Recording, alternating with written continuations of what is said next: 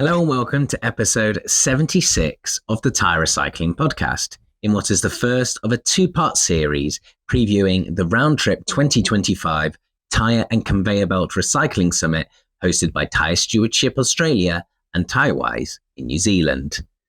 The Round Trip 2025 Tyre and Conveyor Belt Recycling Summit welcomes key players across Australia and New Zealand for their first conference focusing in on tyre and conveyor belt recycling. In today's episode, we welcome back Adele Rose, the CEO of Tyrewise, to the podcast. Adele speaks to us today on their hopes for the inaugural summit and also on the early progress of the scheme in New Zealand. So, without any more waiting around, here is our interview with Adele Rose.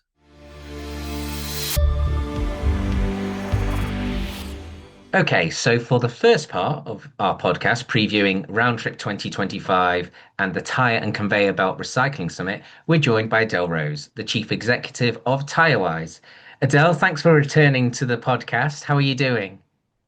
Fabulous, thank you. Looking forward to the podcast and really looking forward to the summit. Yeah, me too. I said I'm very excited to get down to Australia again, and I'm sure it'll be a very good trip, I'm sure. Definitely. But talking about obviously the round trip, this is the first time that Tyrewise and TSA have partnered up to organise a Tyre Recycling Summit. Why and how has this come about? And are you expecting this to be a yearly event? Yeah, so it's the first time that we've formally partnered with Tyre Stewardship Australia, but we have been working collaboratively for many years, very closely over the last 4 and 5 years. And that really comes about because of Tyre Stewardship Australia's focus on investment in their market through R&D, which is something that's demonstrated through all of the work that they've published, and I guess moving their domestic market on. And but on the opposing side is Tyrewise's focus on the launch of the regulated scheme. So we're both at different stages of development, but we share mutual brand owners and commonality across the both countries, really, in order to develop our domestic markets. So it just makes sense to learn off each other. And in terms of yearly event, either yearly or every 2 years, I think, is what we've basically been talking about. Let's see how this one goes. It's the first one of its type in this part of the world. Generally, we have to travel over to Europe or America to attend a conference of this type. So the idea is that we're bringing the knowledge to a lot closer to those so that they can attend. And so that's the reason. That's the relationship part of it, but it's a really enduring relationship. We get on really well together and we share a lot of knowledge between each other. Yeah, absolutely. It will be interesting to see the feedback from the participants and the attendees, to see what they think regarding the frequency of the event. It will be interesting to see that. But as you say, you got to start somewhere, and and hopefully whatever happens, it'll make a big impact. Yeah, definitely. And then obviously in the title of the conference is Tyre and Conveyor Belt Recycling Summit. So my next question leads on to the reference to conveyor belts. So how big is the conveyor belt sector in both Australia and New Zealand? And is there a need to focus on belting when there's such a considerable challenge in dealing with OTR tyres? Yeah, so look, the conveyor belt market in New Zealand is very small, and our single biggest focus right now is supporting the removal and pre-processing of OTR tyres. I guess probably just putting it into a little bit of context, I think that will help for listeners is just for context in terms of Tyrewise, we're 1 year through our 7-year accreditation period. And so we're looking to 2030 is the end of our 7th year. We've got a goal that by the 6th year of operations, which is 2029, not very far away, that 90% of our tyres will be processed and Tyre-derived materials sold to the domestic market. And so that really means we've got little time to waste to stimulate our domestic market for high value use, and at the same time significantly reduce our waste tyre exports and volume. So coming back to conveyor belts, they are in our waste line, and traditionally the processors that process tyres have been taking the conveyor belts, but they put quite a lot of effort into the dismantling of them. They can go through the machinery as long as they're pre-processed, but they're not actually regulated in New Zealand. So our thinking is that if we've got solutions for them, they can be added to the scheme. They don't necessarily need to be regulated, but what we need to figure out is what is the cost to add them in, so that it's not they're not using the Tyre Stewardship fee. But our focus is definitely on the OTRs. But bearing in mind as well, often the mines have conveyor belts and OTRs there, so really makes sense to look at solutions for both. Yeah, no, absolutely. Yes. Yeah, I thought that would be the case, but as I say, once again with this, I'm sure there'll be some interesting findings and conversations that arise from it for New Zealand. I'm sure. Mm, Um, mm.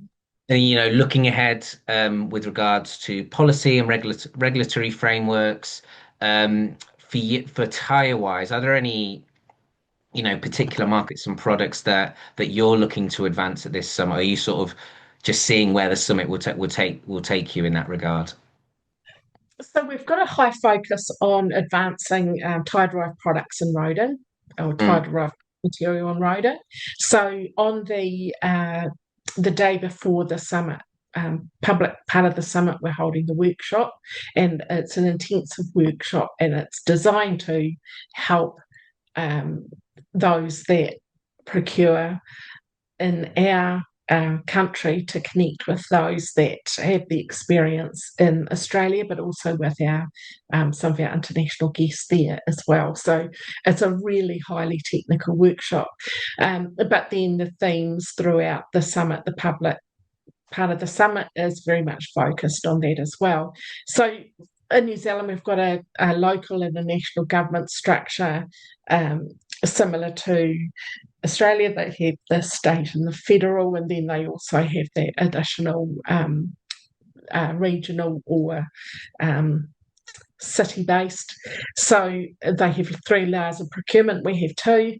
It's a little bit more difficult for them. But the decision-making on procurements at different phases between the 2 countries. And that's the reason why that we really want to focus on that learning experience, so mm. that we can shortcut it for ourselves. And then some of the research that's been done in New Zealand may be applicable in Australia as well. But it's really looking at those procurement levers, what is going to drive change for us. Mm. So we want to connect those that are willing to procure from New Zealand with those that have that experience, to try and get some movement. Mm. But just to put in context, our roading market, New Zealand's a small country. Our total market potential is 18,000 tonnes, there or thereabouts. So, and then if you refer back to sort of our 7-year timeline, when you factor in lead times, if we can connect the dots early now, we can start seeing this rolling out in 2027. We just don't have a lot of time to believe it, really. We're Mm. just trying to enable a environment in which the procurers and the suppliers can connect with each other. Mm. No, absolutely. Yes. It's funny you mentioned the years of 2029 and 2027. Like naturally that will sound far away, but in business terms, that'll come around extremely quickly, you know. Absolutely. Yeah. And then you've explained quite well there regarding how you're trying to connect people and how it hopefully will create some demand, create further demand in New Zealand and hopefully give better valorization. Mm, Um, you've also Tyrewise has also recently, you've announced funding to help develop markets for recycled tire materials, and with up to mm, 7 million NZ dollars available over a financial year. So mm. with Tyrewise being operational since last year, have you managed to generate those resources and offer the funding? And also, how much government support are you receiving for tire recycling? Okay, so first of all, I'll give a little bit of context because it steps back into the design of the scheme and Mm. then the operational launch. But the easy answer is we don't get any government support. So it's entirely based on the Tyre Stewardship fee that's funded. But of course, that is collected by the regulator and then paid to ourselves for delivery of the scheme. So, but thanks for opening up this question because it's quite topical.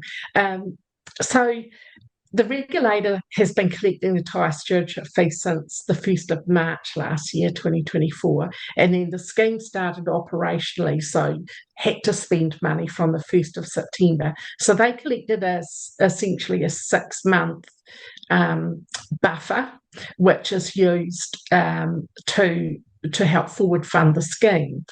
And so operationally, we're just closing in on our first 12 months. Um, so the Tyrewise fund, the 7 million that you're speaking of, is a projection over the next 12 months. So essentially, it will be about 2.5 years by the time that ends, that there is revenue collected and paid out. And so it's available in drawdowns of 4 quarters over this next 12-month period. And what we're seeing from the initial expression of interest, we had really, really good outcome from that. And our intention of doing an expression of interest was just simply to see what was out there and try and get it into a bit of a triage. But we had over 60 applications and over 100 million New Zealand dollars applied for. And that's great because it's actually giving us a lot of choice. But within that, there is multi-year projects. So if you think of that $7 million, it's not all going to be paid out in the first quarter.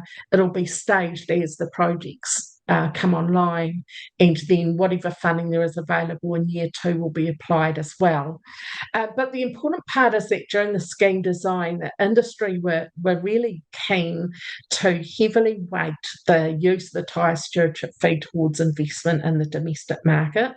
And the intention of that was if you had good, strong investment in the domestic market, over the 7-year period, you should start to see a reduction in cost and a higher value product outflow as a result of putting the investment in the right place. So at the beginning, 9% of the total fee take is set aside to reinvest into the domestic market, and that decreases over the 7-year period by a percentage point.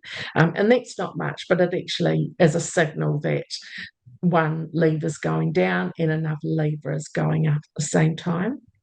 But so it supports the domestic market, which of course at the moment is really important, that it's about job creation, increasing productivity. So we're seeing a lot of applications for simply that, just more efficient ways of working and newer machinery and newer technology to be able to get a better outcome, and also supporting our R&D pipeline, because we would like that R&D pipeline to go way beyond the 7 years. And most importantly, from my point of view, is that we're not won't have to export tyres any longer. We would need them all in country. So so the modelling to enable the fund at the very beginning is really, really critically important. And it does mean that the rest of your cost, you need to run really lean to make sure that that money is there and available. Because if there wasn't the money built up in the fund, it Yeah. simply wouldn't be there to spend. So I guess the larger spend, it's well over 90%, probably closer to 95% of the fee goes straight back out into the community as funds spent on collecting and processing tyres. So that's the reason why, and it's intentional, and it's part of the scheme design, and it's part of the driver to reduce the fee over time. But that will only happen if we can invest in the market over a short period of time. Absolutely. It must be, and obviously we touched upon Tyrewise being recently starting up, but this part of the process for Tyrewise must be quite an exciting moment in receiving all those applications and seeing all the different opportunities for Tyrewise to invest in and to help create growth in the sector in New Zealand.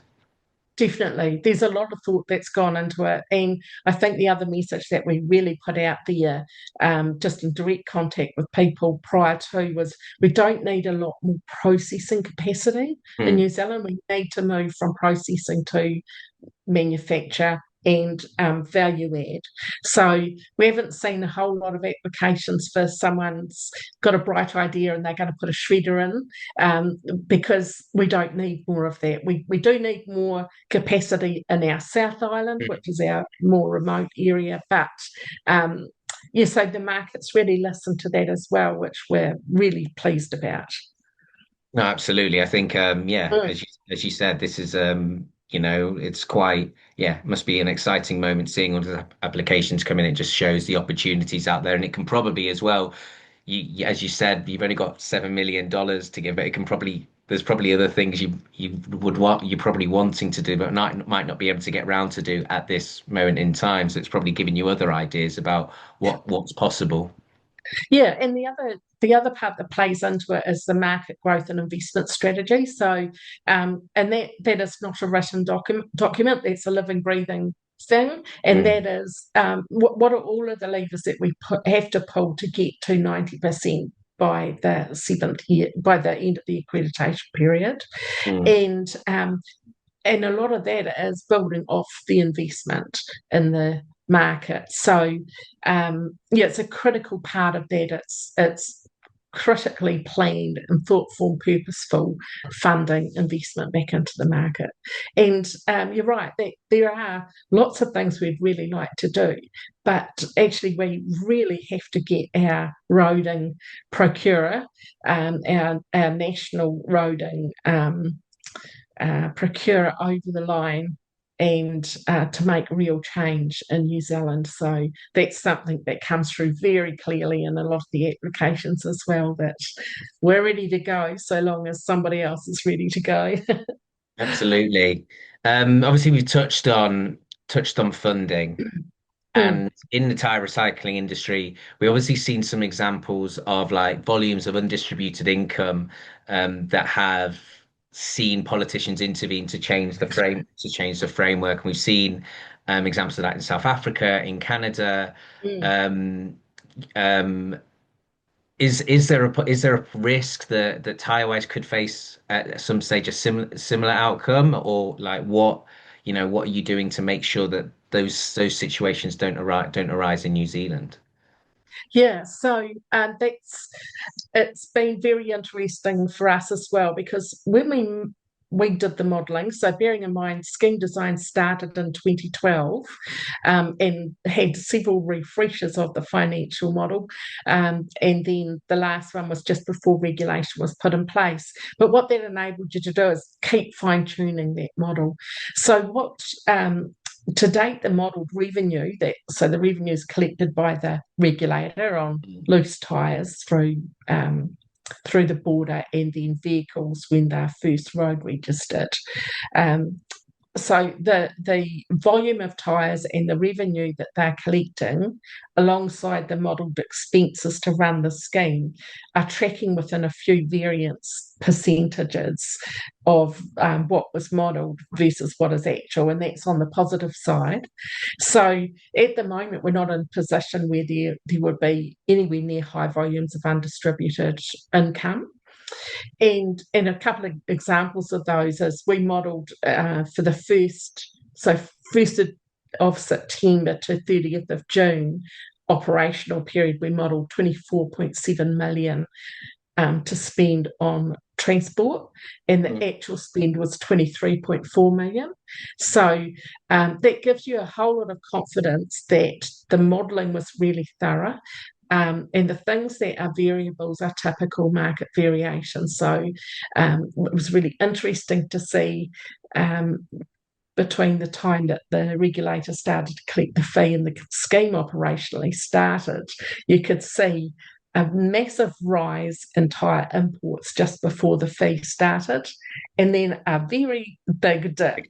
And, and so we expected that to happen, and that's also another reason why they started collecting 6 months prior to start. But conversely, we couldn't model seasonality into our model because we just didn't have that data. But now we're able to model with seasonality. So we've got a decline in collections, but you can see an significant increase over summer, decrease over winter. So is enabling us to fine-tune our model even more. But in our scheme and in our regulations, that's really a mechanism where the regulator can, or where the regulation enables the tyre stewardship fee to be adjusted. So there is a annual review, which is just purely based on what is the operations over the last 12 months told us what intelligence for the next 12 months. And then there is a formal 3-year review, and that is looking at what is the impact of inflation as an example. So does it need to be adjusted for inflation, or can it stay where it is because we've got some of that market stimulated and the costs are not so high? There's all sorts of reasons why. But it's in regulation that the fee can be adjusted commensurate with what the scheme needs. So it doesn't require a design or someone to step in and change that. And so I guess the other part is that we're just really conscious about the cost of living impact at the moment, and that's a global issue. So we're very proud that Tyrewise actually reduced the cost for the consumer by reducing the cost of disposal fees that they were charged prior to regulation. And so now it's a hard story to actually tell when you see it transparently there on your invoice, but actually if it was left to the free market, they'd be paying a whole lot more than what they currently are. So I think there's a good news story we just have to try and tell somehow as well, without alongside all the other good news stories that we have in the first year of operation. No, absolutely. I suppose it must give you confidence in that your modeling has been quite accurate, and you spoke there about things that maybe you didn't expect that you can now feed into the model to help you forecast further forward as well. That's right. Even things like in regulation, you're required to have a national network that is accessible to the consumer. But the what we've seen change a lot is that because people are no longer having to pay, because the cost is built into the sale price of the tyre, it's transparently disclosed, but there's not an incentive for people to then take their tyre away now and not pay for that. So there's a huge reduction in there's a huge reduction in illegal dumping, but there's also a huge reduction in people taking tyres to, and we call them transfer stations, so they're municipal waste locations. So what we've seen is a big shift to them retained by the retailer that sold the new tyre, the old one's retained. And that gives you a much more stable collection network. But the outcome of that was that the financiers model to support the non-retailer network are nowhere near as high. So that can be either diverted elsewhere, or can be retained for, by the regulator in case something happens that's unforeseen. But it's not what should I say? It's not wasted money. It can be reapplied to something else, or even if it was reapplied to additional funding or additional research, that would still be a brilliant outcome. Yeah, but it does enable you to fine tune the model, absolutely.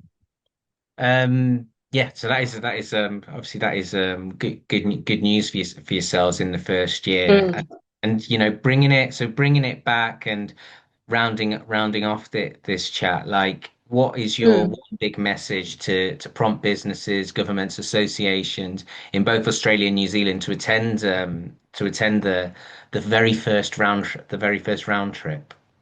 Yeah, sure. So I'm going to hark on about cost of living again, just because it gets votes and pick up. But and that's also based on my background in sustainability as well. But in a cost of living crisis, waste is a missed opportunity. So my call out and my big message is to join the 2025 Round Trip Summit to unlock practical, profitable solutions for tyre recycling that can reduce costs, create jobs and build resilience, and at the same time to connect with world leaders that are travelling to meet you on our doorstep rather than you having to travel long distances to meet them. Thank you for listening and watching this interview with Adele Rose from Tyrewise. The Round Trip 2025 Tyre and Conveyor Belt Recycling Summit is due to take place on the 15th and 16th of October in Melbourne, Australia, and is set to welcome Paul Kenyon from the BBC, who recently reported on a waste tyre scandal in the United Kingdom. Paul will also be joined by leading voices in the tyre recycling space, such as John Viziazuk from Tyrema and Robert Harper from CircTech. For further information, we have left the Eventbrite link in the video description to the event. Thank you for watching, and we will catch you very soon for part 2 of this series as we interview Lena Goodman, the CEO of Tyre Stewardship Australia.